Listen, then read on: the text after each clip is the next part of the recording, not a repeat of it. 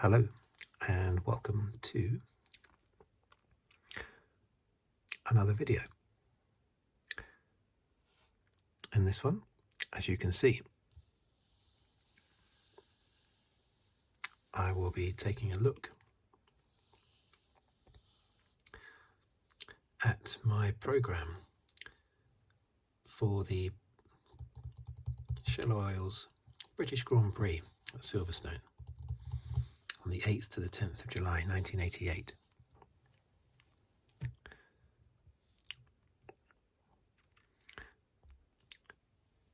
This was the first ever race that I attended, the first ever Grand Prix that I went to when I was, well, nearly 17 years old. Not far off turning 17. This was the first one I went to. £2.50 this programme cost. I think they cost about, well, the last British Grand Prix I went to was quite some time ago, 2008. And, about £12-15 or something like that, about £15. Probably a lot more expensive now. Amazingly, the entry to this Grand Prix, the entry ticket, bearing in mind when I went in 2008, the grandstand ticket was £240, and the general admittance, I think, was probably about 150, something like that, I think. Well, back in 1988, it was £20. £20. I went the following year in 1989 as well, and I remember that was £35. I think I still have the tickets. So it nearly went up, it nearly doubled the following year in 1989. Okay, now I have not looked through this for many, many years, probably since the time actually, in 1988. So I don't know if it's going to fall apart as I open it up.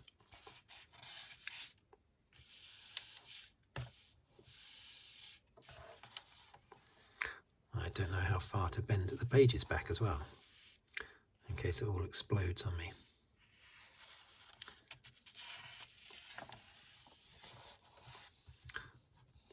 As ever, got to flick through loads of adverts. Ferrari, Michele Alboretto's Ferrari there.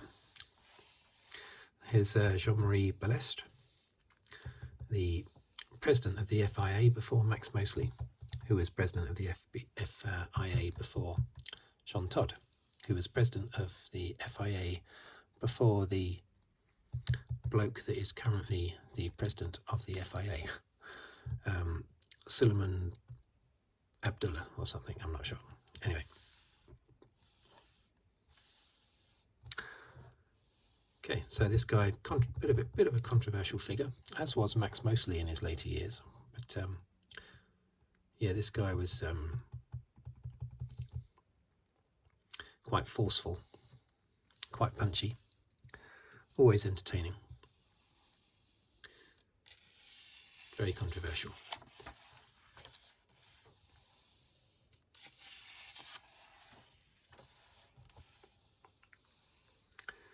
We always in the programs, British Grand Prix programs, we always get a little piece by Prince Michael of Kent.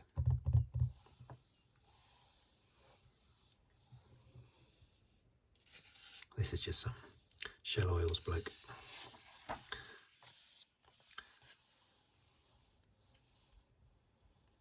From wartime airfield to high-tech motorsports facility. A special book marking 40 years of the circuit and the 40th anniversary of its first Grand Prix. A special book, or is it advertising a special book that you can buy, or is it saying this is a special book?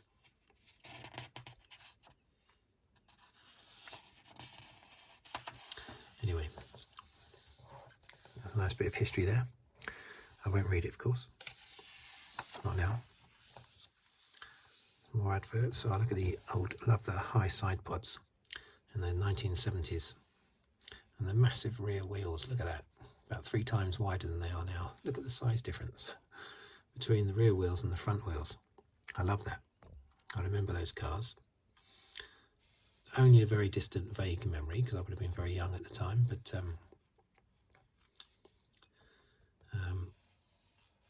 for instance, I wouldn't have remembered that one because that seems to be the 1973 British Grand Prix. I was only 2 years old, but I do remember these giant high side pods from the 70s and the massive disparity in the size of wheels in the early to mid 70s.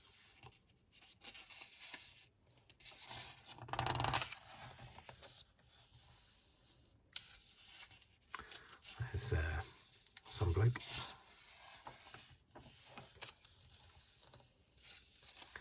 Lots of Shell stuff in here, of course, as they were the main sponsors.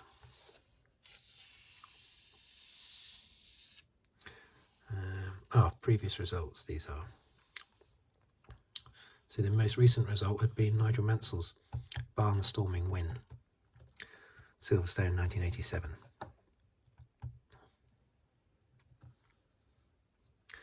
Now, yeah, that's not just Silverstone races, this is just all British Grand Prix, basically. So, for instance, it doesn't have Nigel Mansell's first ever Grand Prix win, the 1985 race at Brands Hatch, because that was not the British Grand Prix, that was the European Grand Prix at Brands Hatch. It was Alan Prost that won the 1985 one that year in his McLaren.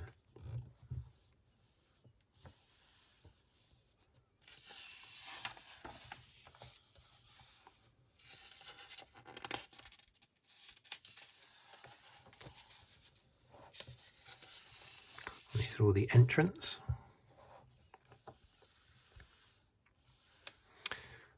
And how they've done in the previous 7 races. Now, the French Grand Prix, I remember this when I used to get programmes back then at Grand Prix.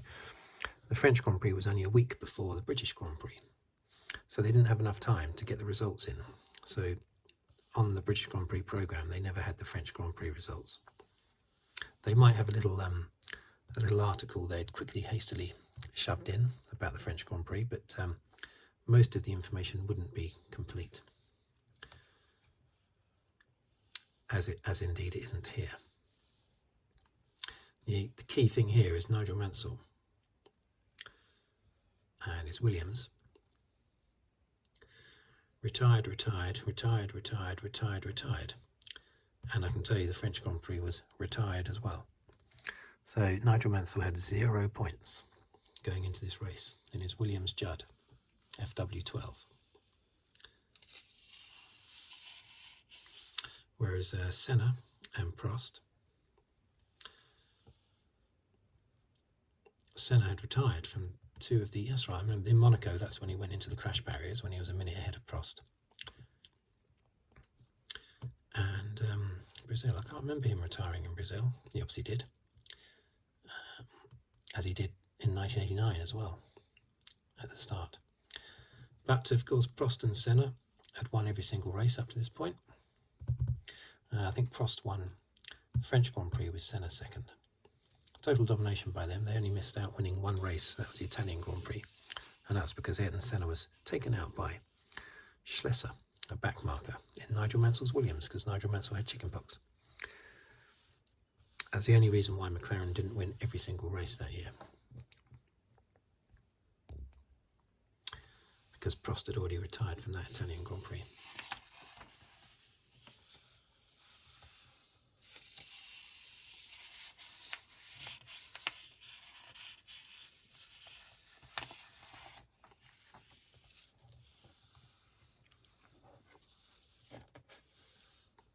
The season so far is recapping, but basically it's a complete domination by the McLarens, with the Ferraris and the Lotuses.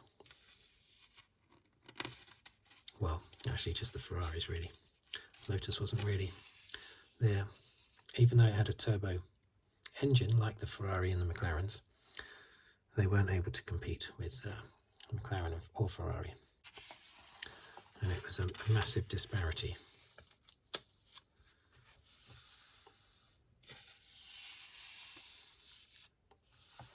There's the, I remember what a shock that was when I first saw the Lotus in 1987. This is 1988, of course, but in 1987 they had changed sponsors, JPS to Camel, and so the colour changed from its normal black and gold to yellow, bright yellow.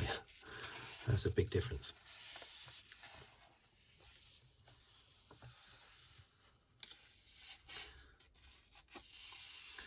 There's the Williams Judd. 7 retirements on the trot at the start of the season. There's Tyrrell.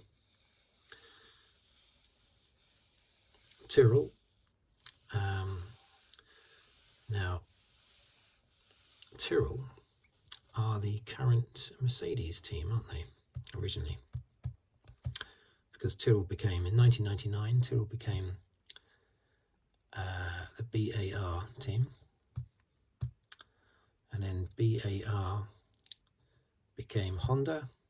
Honda became Braun. Braun became Mercedes.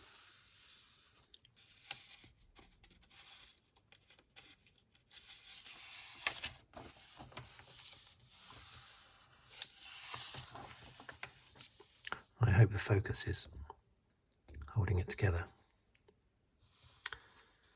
Look at that, all dominant McLaren.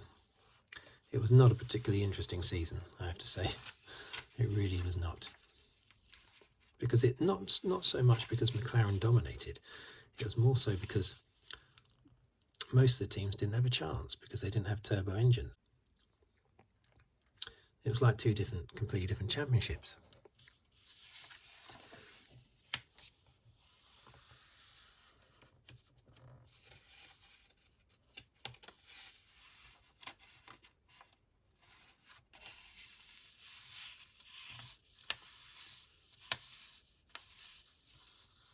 Maurizio Gugelmin and Ivan Capelli. Really good drivers they were, really good.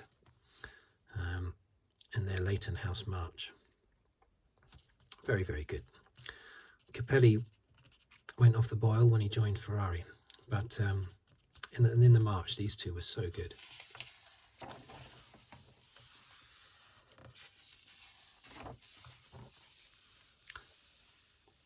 Derek White, Eddie Cheever, famous American racer, and the Arrows. I see Alessandro Nannini, Thierry Boutsen, again, two really good drivers, and they drove really well this year in the Benetton. Really good. Fantastic they were. I mean, Thierry Boutsen started to lose it as the years went by. He became a little bit of a, I don't know, just became a little bit sluggish. But when he was at his best, 87, 88, he was really, really good.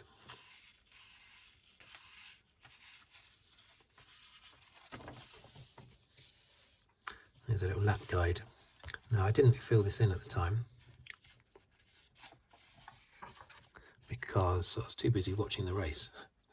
But I think it's incredible that people actually fill this in as the race is going on. All the positions of every single car on every single lap. That to me is bonkers. I mean, I like that kind of detail, and I wish I had that, after a race to look back on. But I wouldn't want to do it at the time when I'm watching the race.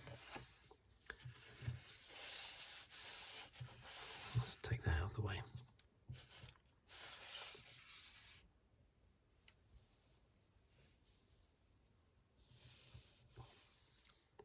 Okay, let's get the focus back.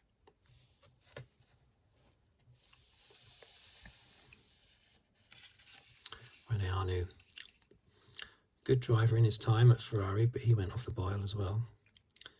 Raced on too long, really. Stefan Johansson, another very good driver.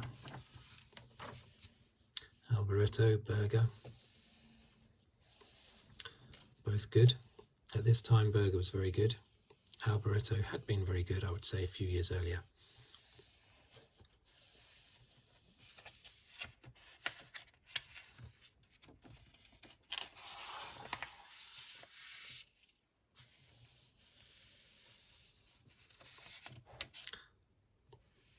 So there's always the odd team that just has one driver. Coloni only had one driver. You were allowed to back then. Just have, one entrant.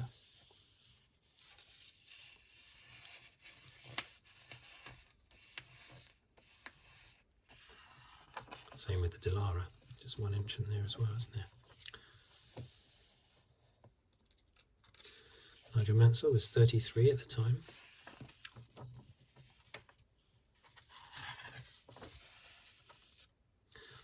Let's just read this first paragraph.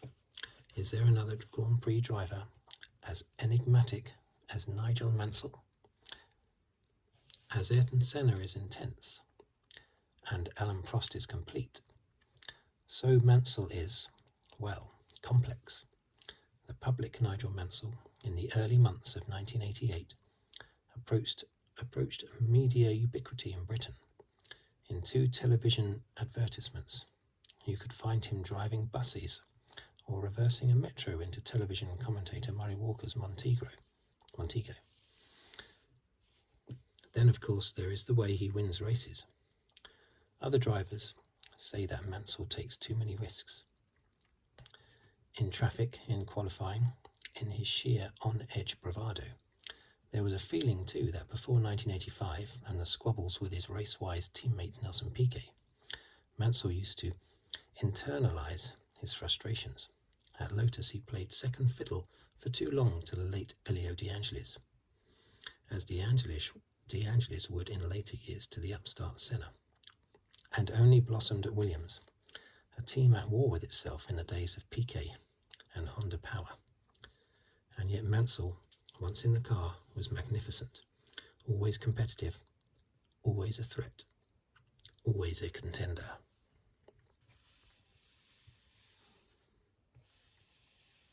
And you got 2 paragraphs there.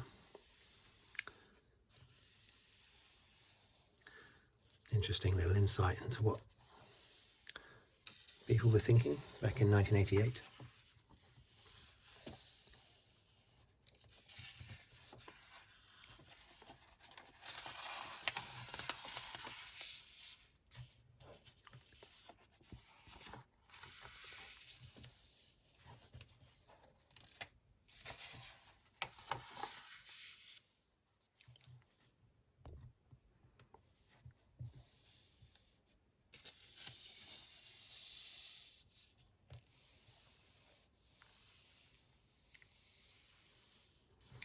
Talking about the Formula 3 Championship, which Damon Hill apparently was in, and Eddie Irvine that year. British Formula 3 Championship.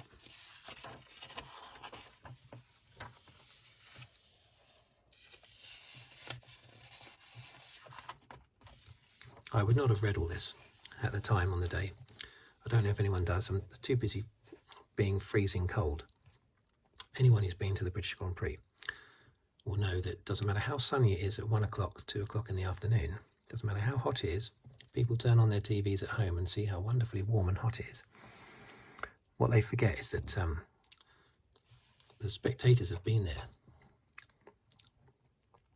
since the early hours of the morning.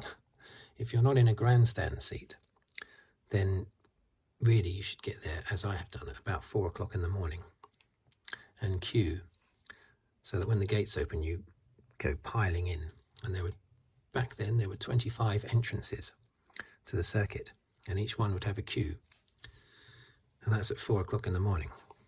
And the gates, I think, opened at about 5, and then everyone would sprint in carrying all their barbecue gear and everything, and their seats and their tables and their lamps and sofas and sideboards and everything. They'd carry them all with them to try and get the best spot to set up a camp. But then you would sit there and freeze for about 6 hours waiting for the race to start. And if you're in the grandstand, you don't have to get there quite so early because you've got a seat designated to you. But the problem in the grandstand is if it's a covered grandstand, that's great. You don't get soaking wet if it rains. But if it's sunny, I've been there before, and it's been hot and sunny for most of the day, Problem is you don't warm up like everybody else gradually does as it gets hotter. Everyone gradually warms up and starts taking jumpers off. You know, not all of them obviously, just some of them. But I remember one particular year it was so hot that even general admittance people had managed to defrost themselves enough that they took off all their jumpers and even their shirts. But when you're in a covered grandstand, the sun is not getting to you. And I remember sitting there freezing cold with 3 thick layers on, and everyone outside the grandstand was topless. Well, a lot of them were anyway. Okay, so this is just talking about supporting races, which I'm not tremendously interested in.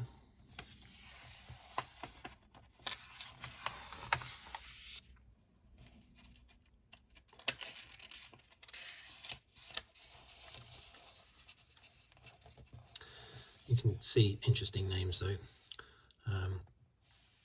What is this one talking about?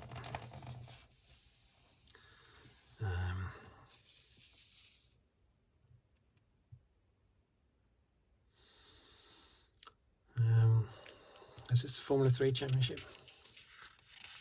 I don't know, but anyway, we've got Mika Häkkinen. Yes, Anna McNeish, yeah, but even more notably, Mika Häkkinen. He would win the Formula 3 Championship in the following year, 1989, I think. Or is it 1990? Something like that, anyway. He beat Mika Salo to the Formula 3 Championship. This is before that, so maybe this isn't. I've got to backtrack now, haven't I? Just very briefly.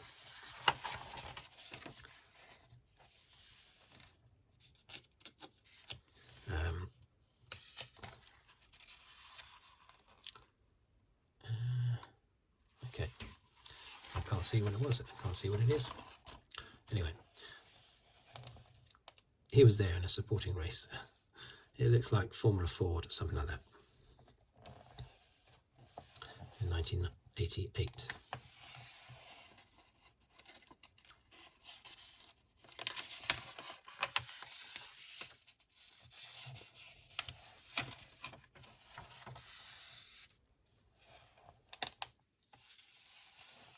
Be careful.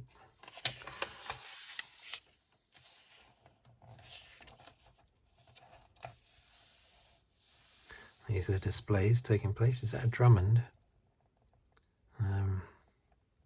Harvard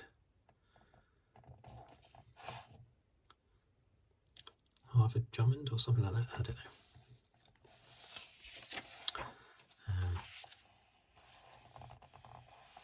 Firefly.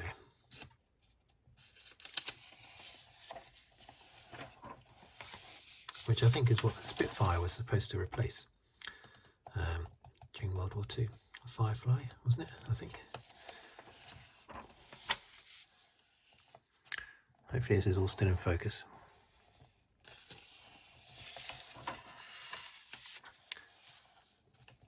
Okay, coming into land now.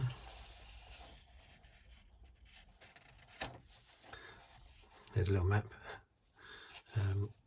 Could do a little bit better now, can't you, with Google Maps? Trying to get to the circuit the best way was always immensely tricky back then. Now, of course, it's easy. But back then, I would always try to avoid the signs because the signs would direct you to often a part of the circuit where you were not wanting to be. There's no good parking at Stowe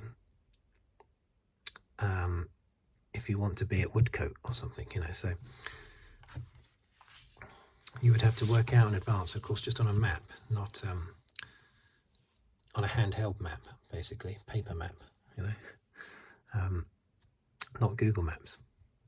And you would have to try and work out what signs for Silverstone, when you got there, what signs for Silverstone you should ignore and what ones you should take in order to make sure you're at the right part of the circuit.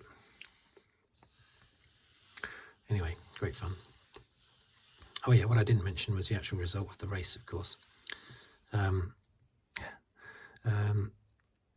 Senna won the race, with Mansell coming home second in his Williams.